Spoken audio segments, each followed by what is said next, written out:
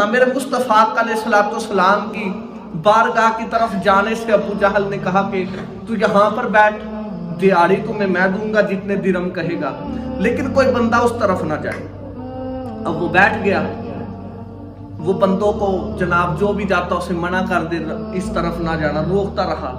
ایک دن کچھ ایسا ہوا کہ اس کا خود کا دل کر پڑا کہ میں اب اس طرف جا کے دیکھوں۔ خود دل کر پڑا یار بندوں کو روکتا ہوں، میں نے خود بھی نہیں دیکھا ادھر ہے کیا، مجھے دیکھنا چاہیے، کیونکہ انسان کی فطرت ہے جس طرف سے انسان کو منع کیا جائے وہ ادھر دوڑ کے جاتا اور جان بوجھ کے جاتا ہے۔ جب اسے منع کیا گیا اس نے کہا میں نے دیکھنا ضرور ہے ادھر ہے کیا۔ بس قسمت جو تھی وہ بدلنے والی تھی۔ جب اس نے ارادہ کیا، اس نے جو لاٹھی لے کے بیٹھا پھینکی، ابو جہل کو کہا کہ پتہ نہیں کس وجہ سے مجھے بٹھا رکھا ہے، گیا حضور کے در کی طرف، جاتے چہرہ مصطفیٰ پہ نظر پڑی۔ جب نظر پڑی دل نے گواہی دی کہ ابو جہل جو ہے لانتی ہے، جھوٹا ہے، اس بارگاہ کے اندر آ گیا ہے، یہی عظیم مصطفیٰ ہے۔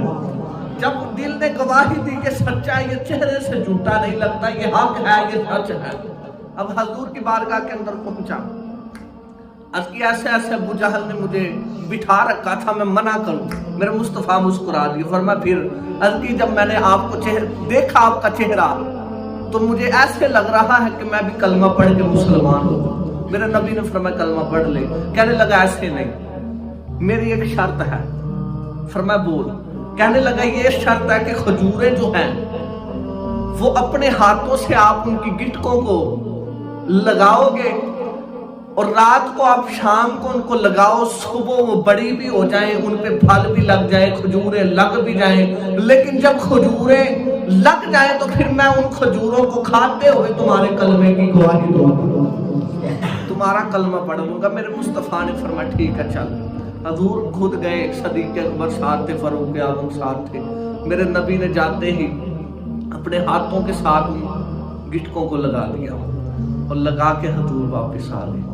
اب یہ رات کو جب سویا نہ اسے نیند نہ پڑی، کہنے لگا جتنا عظیم لگ رہا تھا مجھے لگ رہا ہے کہ کھجوریں ہو جانی ہیں، وہ ضرور ہو جائیں گی۔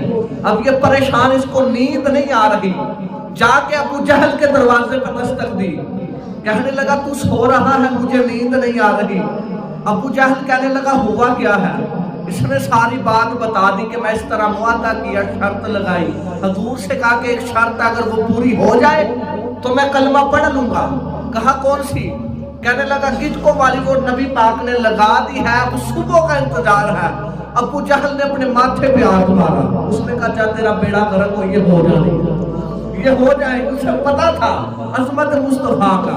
کہنے لگا یہ کیا کر کے آگے، یہ ہو جائے گی۔ کہنے لگا تو اتنے دعوے سے کیوں کہہ رہا ہے؟ کہنے لگا یہ تو گٹکے ہیں، میں جب کنکریاں لے کر پہنچا تھا میں نے کہا بتا میرے ہاتھ کے اندر کیا ہے، تو اس نے بول کے کہا تھا میں بتاؤں کیا ہے، یہ تیرے ہاتھ والی چیز بول کر بتائے میں کون۔ کہنے لگا وہ تو بے جان جو کنکریاں تھی وہ بول اٹھی تھی، یہ بھی اٹھ جائیں گی۔ اس نے کہا کہنے لگا ایسے کرتے ان کو نکالتے ہیں، جو گٹکے لگائی ہیں ان کو نکال کے لے آتے ہیں، نہ رہے گی بین، نہ بجے گی بانسری، نہ ہوئے گی گٹکے، نہ ہوگی کھجوریں، نہ لگے گی ان پہ کھجوریں۔ تو جب انہوں نے گٹکے نکال لی، نکال کے اپنی جیب کے اندر ڈال لی۔ اب جیب کے اندر گٹکوں کو ڈال بھی لیا ابو جہل نے، لیکن ڈر اتنا تھا کیونکہ عظمت مصطفیٰ سے واقف تھا، پتا تھا، جانتا تھا لیکن مانتا نہیں تھا۔